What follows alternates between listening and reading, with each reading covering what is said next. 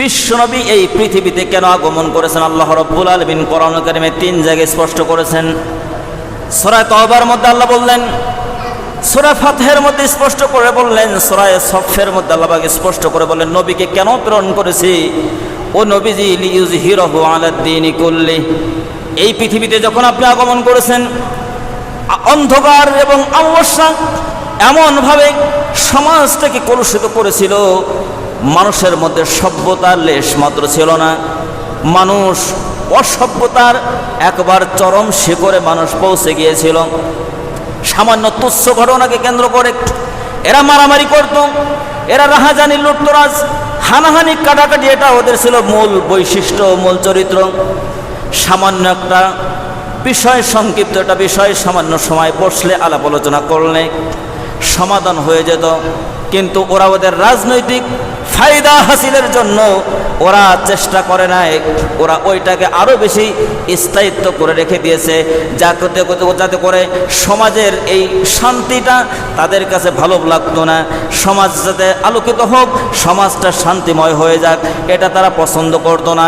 এই জন্য সমাজে যাতে সব সময় একটা গণ্ডগোল লেগে থাকে, এর জন্য তাদের সর্বসময় তারা শক্তি তারা নিয়োগ করে রাখত। আমার ভাই বন্ধুগণ, আল্লাহ রাব্বুল আলামিন বলেন ঈসা আলাইহিস সালাতু ওয়াস সালাম দুনিয়ার মাঝ থেকে বিদায় নিয়ে চলে যাওয়ার পরে প্রায় সুদীর্ঘ 500 বছর রিসালাতের যে ধারাবাহিকতা এটা এখানে বন্ধ ছিল। আল্লাহর নবী আসার আগ পর্যন্ত মানুষের অবস্থা এমন হলো, কত কঠিন কত খারাপ পরিবেশ তখন তৈরি হয়ে গেছিল। আল্লাহ রাব্বুল আলামিন কোরআনুল কারীমে সেই সময়ের কথা বলছেন, মেয়ে সন্তান জন্মগ্রহণ করা তদানীন্তন সময়টা অপরাধ হয়ে গিয়েছিল। এই জন্য মেয়ে সন্তান জন্ম করার সাথে সাথে তারা তাদেরকে একেবারে আছাড় মেরে ফেলে দিত। তারা মেয়ে সন্তান জন্মগ্রহণ করা এটা তাদের জন্য পাপ এবং পঙ্কিলতার ফসল মনে করত। আপনারা সামান্য সমাজ জন্য একটু চিন্তা করেন, ওই সমাজটা কেমন অসভ্য এবং বর্বর হলে পরে এই চিন্তা তারা লালন করতে পারে। মেয়ে সন্তান আল্লাহ পাক দান করেছেন, এটা অপরাধের কি আছে? ওদের মুখমণ্ডল মুসওয়াদ্দা ওয়া হুয়া কাযিম।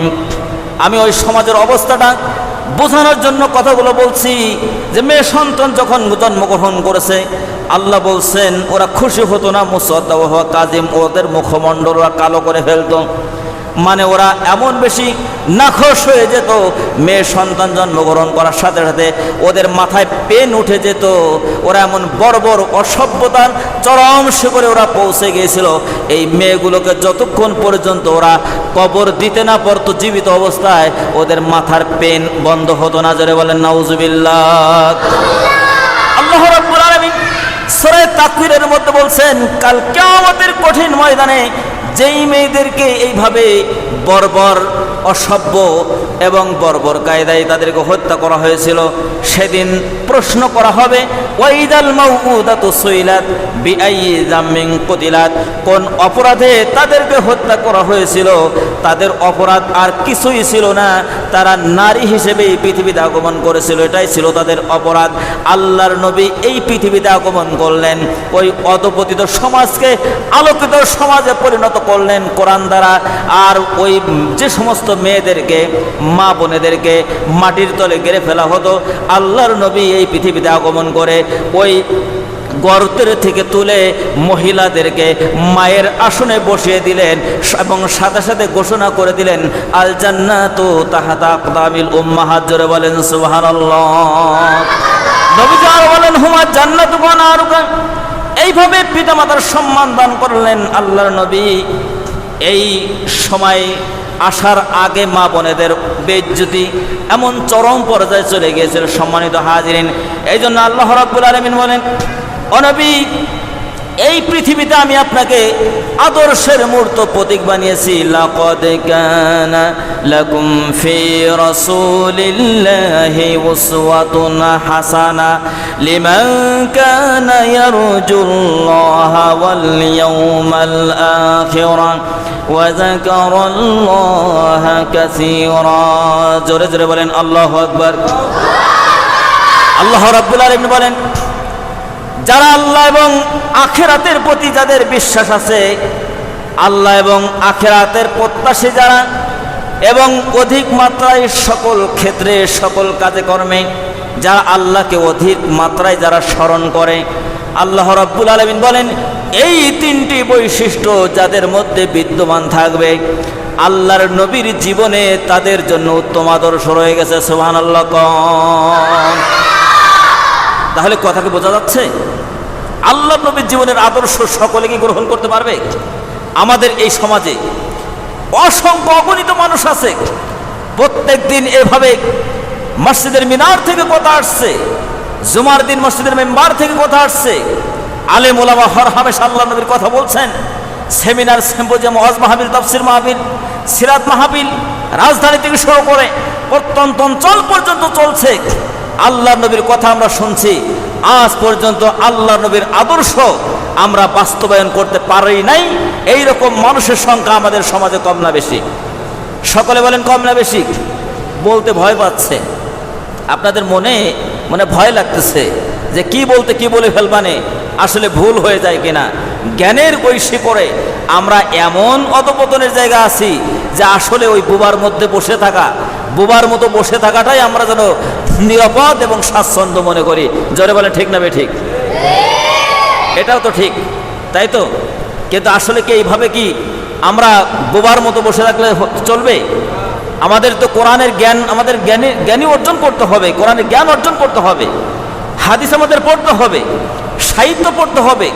রাসূল করিম সাল্লাল্লাহু আলাইহি ওয়াসাল্লামের জীবন সম্পর্কে যত বেশি আলোচনা হবে, নবীর জীবন নিয়ে যত আলোচনা হবে, যত আপনি পড়াশোনা করবেন, ততই আপনার জ্ঞানের দরজা খুলে যাবে, আল্লাহর নবীকে জানার ব্যাপারে আপনার আগ্রহ তৈরি হবে এবং নবীজির আদর্শগুলো বাস্তব জীবনে আপনি ধারণ করতে পারবেন। জোরে বলেন ঠিক না বে ঠিক? সম্মানিত ভাই বন্ধুগণ, এখন আমি আপনাদেরকে বলছিলাম আল্লাহ রাব্বুল আলামিন বলছেন নবীজি আপনাকে উসওয়াতুন হাসানা বানালাম, আপনাকে আদর্শের মর্তবদিক বানালাম। কিন্তু এই সমাজের মানুষ আল্লাহর নবীকে কেন আদর্শের মর্তবদিক বানাতে পারলো না? আপনি আপনার পারিবারিক জীবনে আল্লাহর নবী যে আদর্শ ছিল, নবীজি স্ত্রী পুত্র পরিজন গ্রহণ করেছেন, সামাজিকতা তিনি করেছেন, তিনি আদর্শ সেনাপতি ছিলেন, আদর্শ বিচারপতি ছিলেন, তিনি আদর্শ রাষ্ট্রনায়ক ছিলেন। আমরা মনে করি শুধুমাত্র 5 ওয়াক্ত নামাজ আদায় করতেছি, এইটাই বেশি হয়ে যাচ্ছে। আমরা শুধুমাত্র যদি একটু মিলাদ হয়, যদি একটু সিরাত হয়, যদি মাঝে মধ্যে একটু জিলাপি এবং চমচমের ব্যবস্থা করা হয়, তাহলে ইয়া নবী সালাম আলাইকা, ইয়া রাসূল সালাম আলাইকা, ইয়া হাবিব সালাম আলাইকা, এটা আমরা পড়বো, এটা পাঠ করব, আর এটার মধ্যেই বিশ্বনবীর প্রতি যে আমাদের মহব্বত আছে এটা আমরা জানান দেব। এই চিন্তা করে অনেক মানুষ আমরা এখনো বসে আছি। কিন্তু আল্লাহ নবীর জীবনের এ টু জেড, শুরু থেকে শেষ পর্যন্ত, আল্লাহ নবী তার শিশুকাল থেকে শুরু করে তার যৌবনকাল, তার ইন্তেকালের পূর্ব মুহূর্ত পর্যন্ত তিনি যা কিছু করেছেন, যা কিছু বলেছেন, নবীজির সব কথা, সব বলা এবং মৌন সম্মতা, তার অনুমোদন, এগুলো সবটাই হচ্ছে আমাদের তার উপরে ঈমান আনা আমাদের জন্য আবশ্যক। এবং রাসূল করিম সাল্লাল্লাহু আলাইহি ওয়াসাল্লামের নির্দেশনাগুলো বাস্তব জীবনে পালন করা, এটা আমাদের জন্য নফল নয়, এটা আমাদের জন্য মুস্তাহাব নয়, এটা আমাদের জন্য ফরজ আইন। আল্লাহ রাব্বুল আলামিন সূরা হাশরের মধ্যে বললেন, মা আতাকুমুর রাসূলু ফাখুযুহু ওয়া মা নাহাকুম আনহু ফান্তাহু। আল্লাহ রাব্বুল আলামিন বলেন, আমার রাসূল যা কিছু তোমাদের কাছে নিয়ে গিয়েছেন, আমার রাসূল যা কিছু তোমাদেরকে দিয়েছেন, তোমরা সেইগুলো গ্রহণ করো, আর তিনি যেগুলো নিষেধ করেছেন সেগুলো তোমরা বর্জন করো। এই আদেশ মোল্লার না আল্লাহর? জোরে বলেন কার? তাহলে নবীজি যেটা আমাদেরকে করতে বলেছেন, নবীজি যেটা করেছেন, করার আদেশ করেছেন, সাহাবাজ মাইনগণ করতে বলেছেন, সাহাবাজ মাইনগণ করেছেন, সেগুলো আমাদেরকে আল্লাহ রাব্বুল আলামিন ওই এক কথাই ফাখুযুহু, সেটা তোমরা গ্রহণ করে নাও, আর তিনি যেটা নিষেধ করেছেন ফান্তাহু, সেটা তোমরা বর্জন করো। এক্ষেত্রে আত্তাকুল্লাহ, আল্লাহকে তোমরা ভয় করো, ইন্নাল্লাহা শাদীদুল ইকাব, আল্লাহ রাব্বুল আলামিন শক্ত আযাব দিতে তিনি সক্ষম।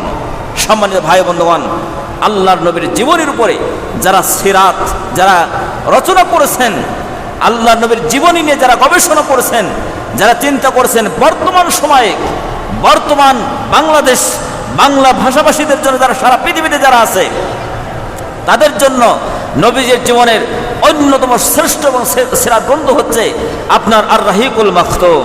এই বইটির নাম আপনারা শুনেছেন? এই বইটির মধ্যে আল্লাহর নবীর জীবনীটা এত সুন্দরভাবে তুলে ধরা হয়েছে এবং চিত্রিত করা হয়েছে।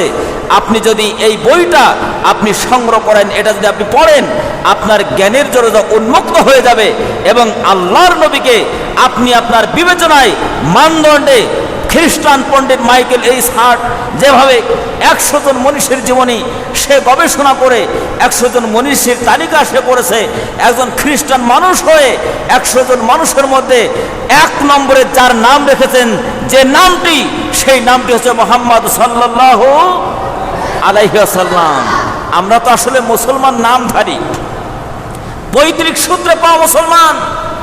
আজকে আমরা বাস্তব জীবনে আমরা মুসলমানিত্ব অর্জন করতে পারি নাই, না পেরেছি নিজের 3.5 হাত বডিটাকে সাজাতে, না পেরেছি আমার পরিবারটাকে গঠন করতে, না পেরেছি আমার সমাজটাকে গঠন করতে, না পেরেছি রাষ্ট্র মেরামতে, রাষ্ট্র সংস্কারে সমাজে যত অসঙ্গতিগুলো আছে এই অসঙ্গতিগুলো দূর করার জন্য আমি ব্যক্তি হিসেবে আমার যে ন্যূনতম ভূমিকা ছিল আমার কাছে মনে হয় দৃশ্যমান যে আমরা সেই রকম কোনো ভূমিকা আজ পর্যন্ত আমরা রাখতে পারি না। জোরে বলেন ঠিক না বেঠিক?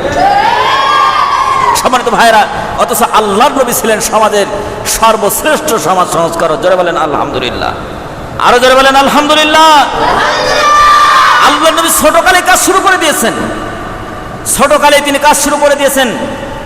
তিনি যখন আল্লাহ রাব্বুল আলামিন তাকে যখন জ্ঞান বুদ্ধি বিবেচনা দিয়েছেন, নবীজি দেখেছেন এই সমাজের রন্ধে রন্ধে কুসংস্কার ঢুকে আছে, এই সমাজের রন্ধে রন্ধে শয়তান এবং বাটপাড়িগুলো ঢুকে গিয়েছে। এই সমাজকে যদি পরিবর্তন করতে হয়, আলোকিত সমাজে রূপান্তরিত করতে হয়, তাহলে অন্য কিছু প্রয়োজন আছে। এই যেভাবে চলছে এইভাবে যদি আমরা চেষ্টা করি, হিলফুল ফুজুল গঠন করেছেন এবং নবুয়ত পাওয়া পর্যন্ত 23টি বছর নবীজি সমাজ সংস্কারের কাজ করেছেন। কই আল্লাহর নবী তেমন কোনো আমূল পরিবর্তন করতে পারেন না। যার বলে ঠিক কিনা? এরপর যখন 40 বছর বয়সে তিনি নবুয়ত প্রাপ্ত হয়েছেন, তখন আল্লাহ রাব্বুল আলামিন তাকে দিয়েছেন মহাগ্রন্থ কোরআন কারীম। এটাকে বানানো হয়েছে আখিরি কনস্টিটিউশন, মানুষের জীবনের জন্য আল্লাহ রাব্বুল আলামিন এটাকে বানিয়েছেন সংবিধান। এই সংবিধানকে যারা জীবনের জন্য আঁকড়ে ধরেছে যে কোরআন এবং সুন্নাহ ছাড়া আর কিছু আমার জীবনের জন্য আমি মানতে রাজি নই, আমি জীবনের সকল ক্ষেত্রে যদি কোনো সমস্যার সম্মুখীন হয়ে যায় তাহলে ওই সমস্যা নিরসনের জন্য, সমস্যা দূরকরণের জন্য আমাকে ফিরে যেতে হবে কোরআন এবং সুন্নাহর কাছে। যারা বলে ঠিক না? যদি আমি সেটা করতে পারি তাহলে আল্লাহর নবী যেভাবে সমাজটাকে হিলফুল ফুজুল 17 বছর বয়সে গঠন করার পর 40 বছর পর্যন্ত কোনো আমল পরিবর্তন হয় নাই, কিন্তু নবীজি যখন কোরআন পেয়েছেন সামান্য সময়ের ব্যবধানে ওই 23 বছরে বিনা রক্তপাতে আল্লাহর নবী এই পৃথিবীতে বিপ্লব সাধন করেছিলেন। জনগণ ঠিক না ঠিক? আমার কথা কি বুঝতেছেন?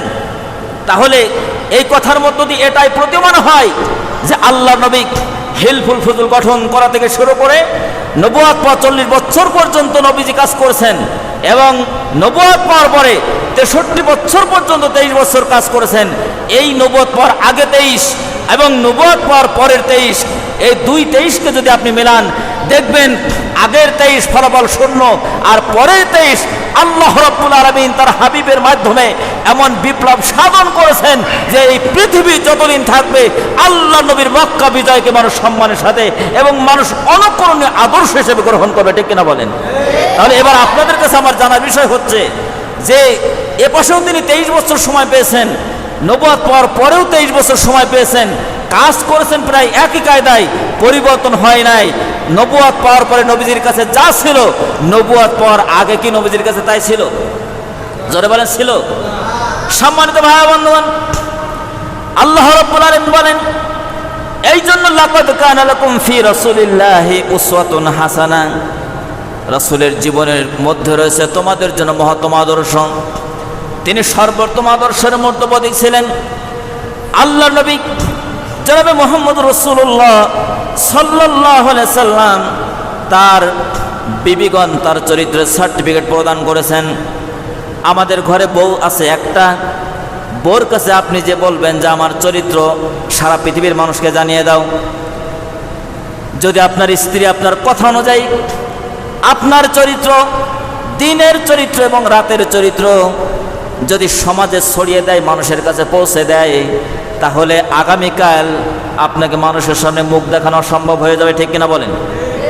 কারণ আমাদের চরিত্র কত ভালো তা আমরা ভালো জানি, আর আমরা না জানলেও আমাদের ঘরের বিটি যেটা আছে ওইটা জানে, আমাদের স্ত্রীরা ভালো জানে। এই জন্য পৃথিবীর সবাই আপনাকে দরবেশ মনে করতে পারে, ঘরের বউ কিন্তু দরবেশ হিসেবে আপনাকে মেনে নেয় না।